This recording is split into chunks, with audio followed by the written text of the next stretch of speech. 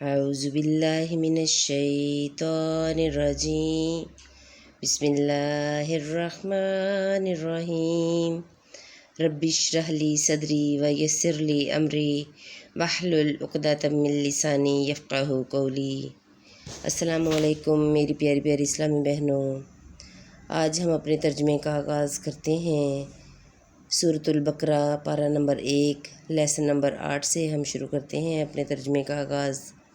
میری پیاری پیاری بہنوں، جب بھی آپ قرآن پاک کے ترجمے کو سنیں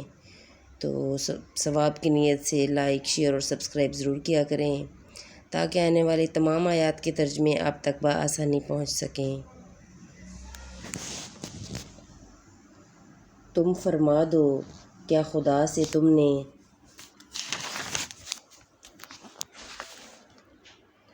کوئی عہد لے رکھا ہے؟ جب تو اللہ ہرگز اپنا عہد خلاف نہ کرے گا۔ خدا پر وہ بات کہتے ہو جس کا تمہیں علم نہیں۔ ہاں کیوں نہیں، جو گناہ کمائے اور اس کی خطا اسے گھیر لے وہ دوزخ والوں میں ہے، انہیں ہمیشہ اس میں رہنا، اور جو ایمان لائے اور اچھے کام کیے وہ جنت والے ہیں، انہیں ہمیشہ اس میں رہنا۔ اور جب ہم نے بنی اسرائیل سے عہد لیا کہ اللہ کے سوا کسی کو نہ پوجو اور ماں باپ کے ساتھ بھلائی کرو اور رشتہ داروں اور یتیموں اور مسکینوں سے اور لوگوں سے اچھی بات کہو اور نماز قائم رکھو اور زکوٰۃ دو، پھر تم پھر گئے مگر تم میں کے تھوڑے اور تم روگرداں ہو۔ اور جب ہم نے تم سے عہد لیا کہ اپنوں کا خون نہ کرنا اور اپنوں کو اپنی بستیوں سے نہ نکالنا، پھر تم نے اس کا اقرار کیا اور تم گواہ ہو، پھر یہ جو تم ہو اپنوں کو قتل کرنے لگے اور اپنے میں سے ایک گروہ کو ان کے وطن سے نکالتے ہو، ان پر مدد دیتے ہو